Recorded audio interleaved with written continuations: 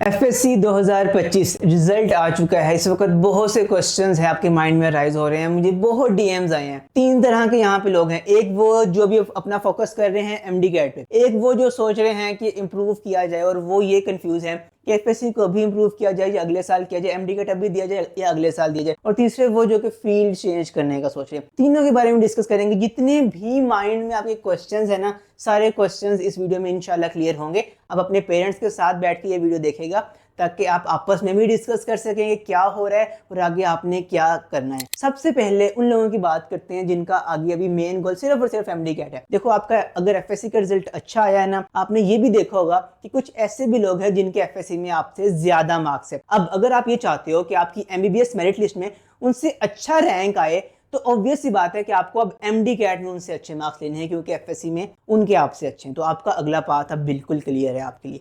मसला सबसे ज्यादा ना यहाँ पे है, जो लोग सोच रहे हैं कि इम्प्रूव किया जाए और अब कैसे किया जाए। क्या अभी एमडी कैट के साथ किया जाए, क्या अगले साल किया जाए? एफएससी की बुक्स भी चेंज हो रही हैं, फर्स्ट ईयर चेंज हो चुकी है और अगले साल सेकंड ईयर ने भी चेंज हो जाना है। क्या किया जाए, कौन सा फैसला सबसे अक्लमंदाना है? देखो, अभी मैं बोर्ड ऑफिस में कॉल करके आ रहा हूँ। इन्फॉर्मेशन सिर्फ ये है, और वो बहुत सिंपल सी इन्फॉर्मेशन है कि आपने जो बुक पढ़ी होती है, जिससे आपने एनुअल एग्जाम दिया होता है, आप जब इम्प्रूव करते हो ना, तो उसी बुक के अकॉर्डिंग ही पेपर आता है, उसमें से ही पेपर आता है। ठीक है, तो चाहे आप 2025 के सेकंड एनुअल में इंप्रूव करो, चाहे आप 2026 के फर्स्ट एनुअल में इंप्रूव करो, आपका जो पेपर है आपकी अपनी बुक्स में से ही आएगा। न्यू बुक्स में से आपका पेपर एफएससी का नहीं आएगा। ये तो बहुत क्लियर बात होगी। अब अगली बात, क्या अभी इंप्रूव करना चाहिए जो कि अक्टूबर या नवंबर में एग्जाम होने लगे इंप्रूवमेंट के, या क्या अगले साल करना चाहिए? देखो, एक चीज आपने माइंड में रखनी है, आप एफएससी इंप्रूव क्यों कर रहे हो? अगर तो आपकी रीजन ये है ना कि मुझे एफएससी में मैंने मेहनत की थी लेकिन मुझे नंबर नहीं मिले, मेरे प्रैक्टिकल में कट गए, मुझे एग्जामिनर के मूड पे डिपेंड हुआ, एग्जामिनर का मूड अच्छा नहीं था, उसने मुझे नंबर नहीं दिए, अगर आपकी ये रीजन है ना एफएससी इंप्रूव करने की, तो सबसे पहले आपने क्या करना है? आपने अपनी इस बात को प्रूव करना है कि हाँ, मैंने मेहनत की हुई थी, जो मुझे नंबर नहीं मिले वो एग्जामिनर की वजह से नहीं मिला।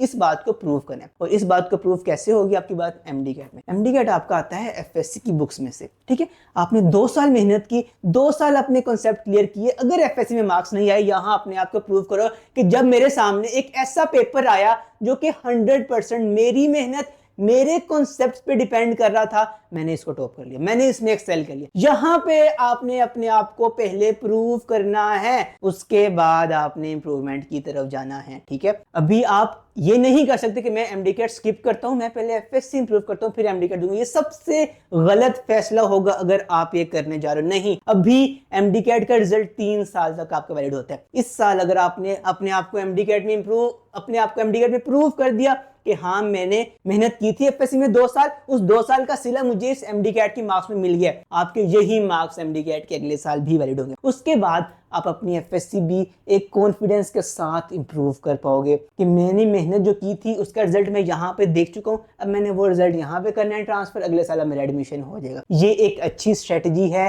अगर आप इस स्ट्रेटजी के बगैर कुछ और स्ट्रेटजी फॉलो करोगे, वहां पे आप अपना एमडी कैट भी रिस्क में डालोगे, अब अपने इंप्रूवमेंट एग्जाम्स भी रिस्क में डालोगे।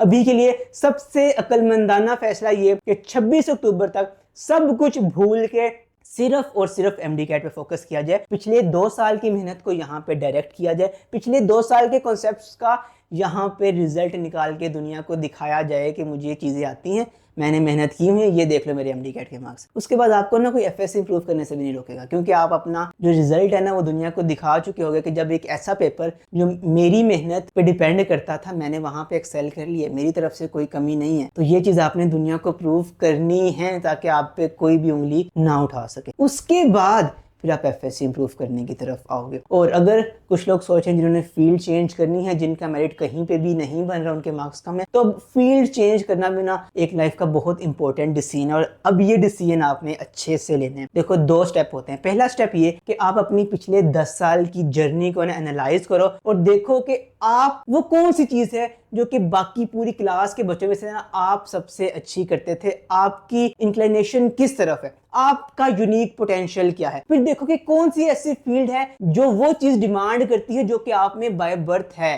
फिर आप उस फील्ड के साथ मिल जाओ और वहां पे स्कोप पैदा हो जाएगा आपके जाने की वजह से, क्योंकि आप में वो चीज थी, वहां वो चीज डिमांडिंग में थी, आप दोनों मिल गए हो, वहां पे स्कोप पैदा हो जाएगा। सिर्फ स्कोप को देखते हुए स्कोप के पीछे भाग के अपनी लाइफ जाया नहीं करनी। आप पहले खुद को पहचानो कि मेरी लाइफ का मकसद क्या है, अल्लाह ने मुझे कौन सी खसूसियात दी हैं, मैं क्या चीज अच्छा करता हूँ, वो चीज कहाँ पे डिमांड में है, मैं उसके साथ मिलूं, मैं वहां पे स्कोप पैदा करूं। इस तरह आप अपनी फील्ड चूज करते हो। अभी के लिए मैं उन लोगों का जो कि एफएससी इंप्रूव करने का हल्का फुल्का सोच भी रहे हैं, एक व्हाट्सएप ग्रुप बना रहा हूं ताकि मैं आपको मजीद आगे पॉलिसीज के बारे में गाइड कर सकूं इन केस कुछ चेंज होता है, वरना अभी कुछ चेंज नहीं होने वाला। अभी के लिए सिर्फ और सिर्फ ये है कि 26 अक्टूबर तक यहाँ पे फोकस है आपका, यहाँ पे पहले खुद को प्रूव करना है तो आगे बढ़ना है, यहाँ पे प्रूव किए बगैर आगे नहीं बढ़ना, टाइम जाया नहीं करना। यहाँ पे देखो ये मार्क्स आपके अगले साल भी वैलिड होने हैं, तो मैं ये नहीं चाहता कि आप अगले साल 2 चीजें इंप्रूव करो, नहीं, यहाँ पे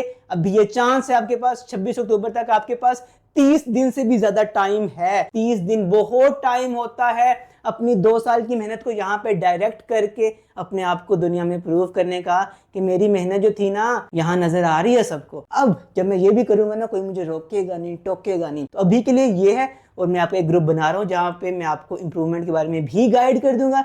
and wish you very best. अगर मजीद कुछ क्वेश्चंस हैं आपके जो चाहते हैं कि एड्रेस हों आप, तो आपने इस वीडियो के डिस्क्रिप्शन में या वीडियो के कमेंट्स में आपने लाजमी लिखना है एंड आप ग्रुप ज्वाइन कर लीजिएगा। Wish you very best of luck. अल्लाह हाफिज़।